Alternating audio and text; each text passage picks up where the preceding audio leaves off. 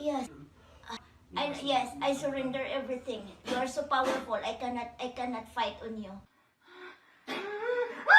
Oh, sige, tandang. Sige, tandang. Sige, tandang.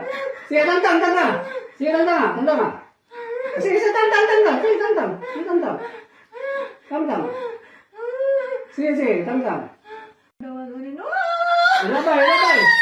Ilabay. Tandang.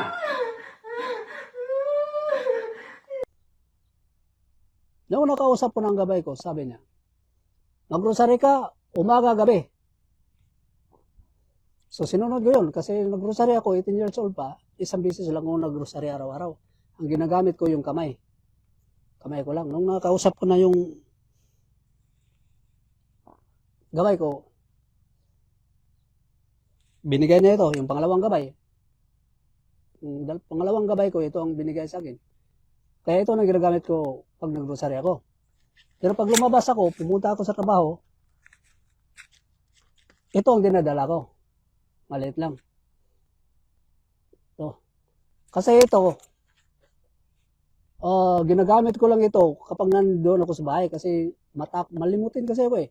Matakot akong mawala ko ito kasi ang nabigay sa akin ito, aking gabay. So, ilalagaan ko talaga ito mga kapatid. Yung pangalawang gabay na nagbigay ko nito, hindi ibig sabihin pangalawang gabay ha. Siyang pinakamataas mga kapatid. Pinakamataas.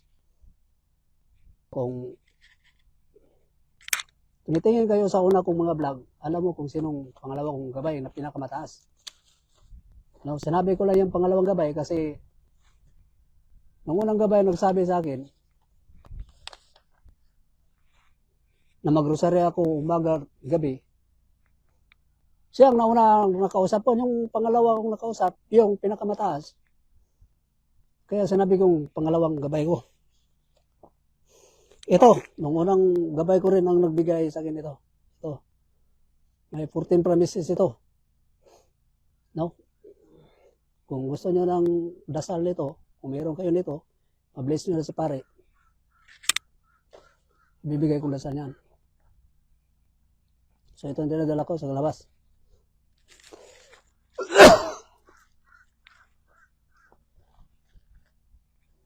Kung gawa lang sa mga demonyo mga kapatid, yung kamatayan gawa sa demonyo mga kapatid, kayang-kaya natin yan. Kaya-kaya niyang mapagaling yung sinong may sakit sa pamilya nyo. Ikaw man o sinong nasa pamilya nyo. Kung gawa lang sa demonyo yung kamatayan mga kapatid, o mga sakit, ano mga sakit gawa ng demonyo, mga kamatayan ng gawa ng demonyo. Kayang-kaya mo yung pagalingin. Kung araw-araw ka mag-grocery. Kapag araw-araw ka nag-grocery, ang 15 promises na yan, gagabayan sa atin. No? Buhay pa tayo, gagabayan sa atin. Pag mawala tayo sa mundong ito, mas lalong gagabayan sa atin mga kapatid. Saan ka maghanap? 15 promises na rosary. Sa Chaplet of Divine Mercy, 5 minutes mo lang dasalin. Araw-araw, 3 o'clock. Kapag magawa mo yan, may 14 promises ka na. Gagabay sa'yo. So ano mang mga klaseng kamatayan ng gawa ng demonyo, may iwasan mo yan. No? Kasi gumagabay na sa'yo yung 14 promises, yung 15 promises, gumagabay na sa'yo. Iwas yan. Hindi ka mamatay sa mga gawa ng demonyo. Kapag may dadasal ka rin, kung sino yung dadasal mo, magulang mo, mga kapatid mo, sino man, gagaling din yan. Kasi gumagabay na sa'yo. Sa atin, yung 15 promises at saka 14 promises. Kung ito naman, protection, gagabay din sa atin, 14 promises, ligtas ka niyan. Yung pinangako nito, hindi ka may impyerno kung mag-devotion ka nito. Lang dasalan nito, ang liit lang dasal nito. Dasalin mo lang isang araw. Kung gusto mo, pwede dalawa.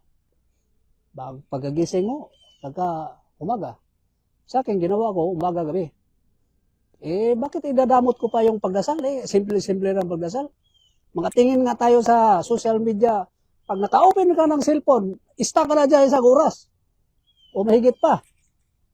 Ito pa kaya? Ilang beses lang, 1 minute, 15 minutes, Chaplain Divine Mercy, 5 minutes. Walang kahirap-hirap. Makamtan mo na yung 14 promises, 15 promises. Gagabay sa iyo palagi kung saan ka man sa dulo ng mundo. Kung masugi na tayo, doon.